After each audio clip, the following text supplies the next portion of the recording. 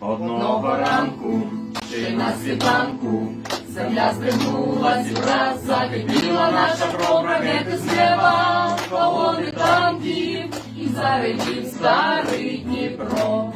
Ракети з неба, колони танків, і заревів старий Дніпро. Ніхто не думав, ніхто не бачив, яка насправді була українська лють катів проклятих, безжально мочив тих, хто на нашу землю круть. Катів проклятих, безжально мочив тих, хто на нашу землю круть. Теробороні найкращі хлопці, самі герої воюють у наших ЗСУ і Джавеліни, і Байрактари за Україну б'ють русню. І Джавеліни, і Байрактари за Україну б'ють русню. А наші люди, а українці проти Русні об'єднали вже цілий світ, і скоро зовсім Русні не буде, а буде мир на всій землі. І скоро зовсім Русні не буде, а буде мир на всій землі.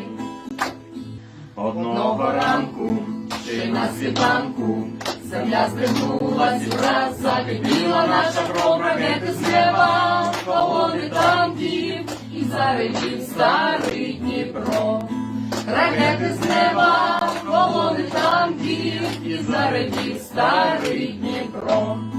Ніхто не думав, ніхто не бачив, яка насправді була українська лють катів проклятих, безжально мочив тих, хто на нашу землю круть. Катів проклятих, безжально мочив тих, хто на нашу землю круть. Теробороні найкращі хлопці, самі герої воюють у наших ЗСУ і Джавеліни, і Байрактари за Україну б'ють русню. І Джавеліни, і Байрактари за Україну б'ють русню. А наші люди, а українці проти Русні об'єднали вже цілий світ, і скоро зовсім Русні не буде, а буде мир на всій землі.